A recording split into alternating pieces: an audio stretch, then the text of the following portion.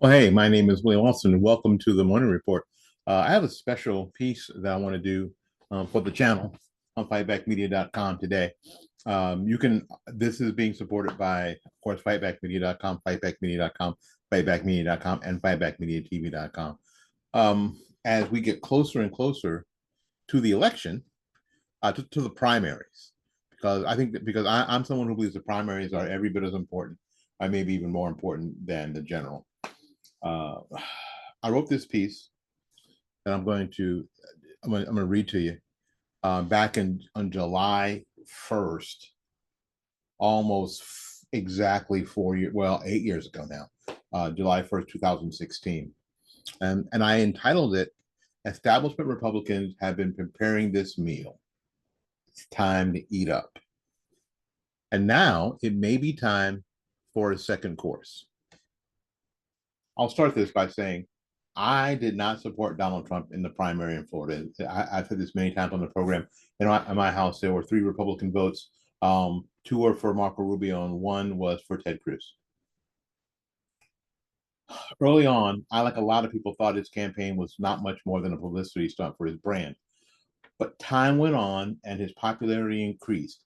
He started to win primaries, and he had to be taken seriously.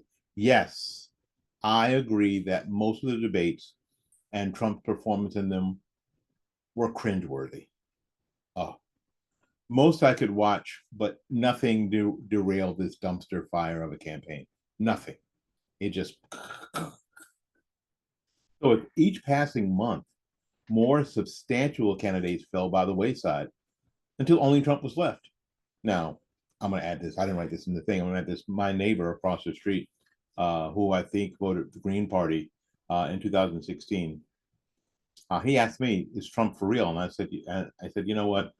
If Trump makes it to January of 2016, it's going to be Katie bar the door," and it was.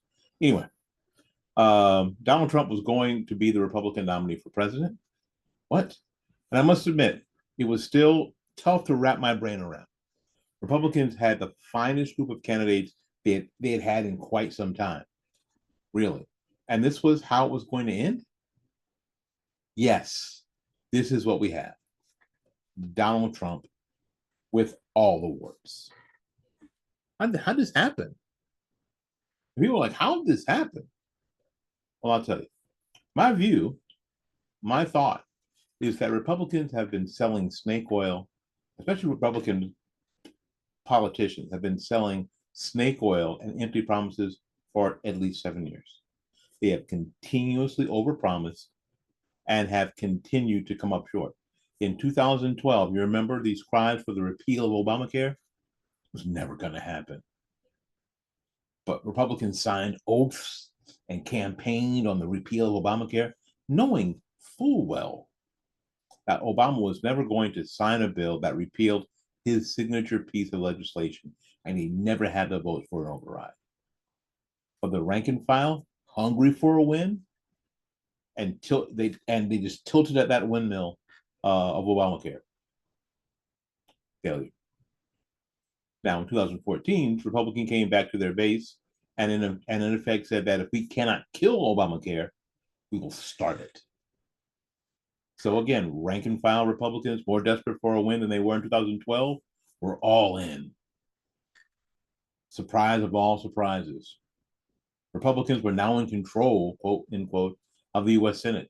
Surely there would be earth-shaking change as Obama's agenda came to a crashing halt.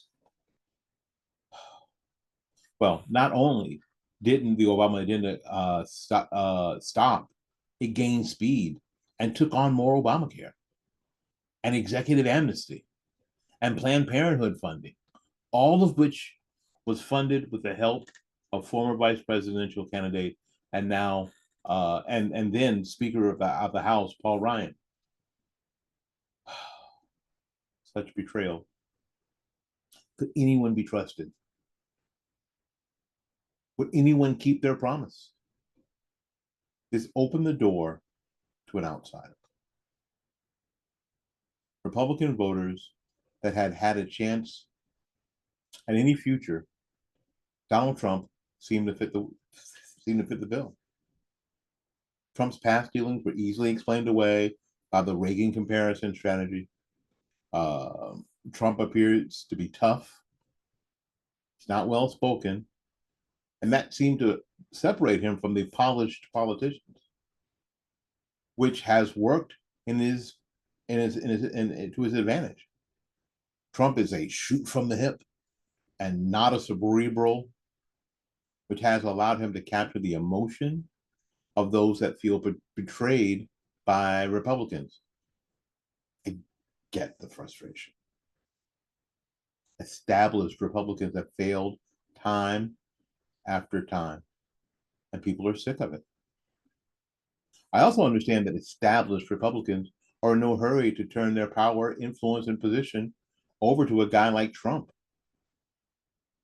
He has made it clear that people like Bush, Ryan, Romney have no place or position in a Trump presidency. The last thing they want, and this is still true, is to be irrelevant.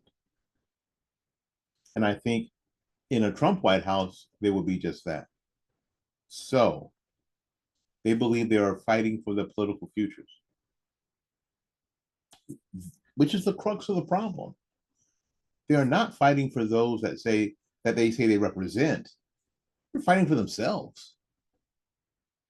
Established Republicans are using the vitriol of the primaries to fuel their continued attacks against Trump. But at some point, you have to start thinking strategically, don't you? There is no way to replace Trump and not have Clinton win or not have Biden win the White House in November, is there? Of course not. The facts are the facts. Millions of Republicans support Trump, and this monster established. This is the monster established Republicans have created. It would seem the only talking point to have while being questioned by media would be, I will vote for the Republican nominee. And now some people now won't even do that. Thus supporting the choice of millions of Republicans. Yes, for a lot of people, this is a crap sandwich. But there's only choice at this point. Sprinkle some sugar on it, deep fry it, and bon appetit. My name is Willie Lawson. This is fightbackmedia.com. Until we see you again, go out there and learn something, love somebody, and for goodness sakes, I'll take care of yourself. We'll see you when we see you. Bye-bye now.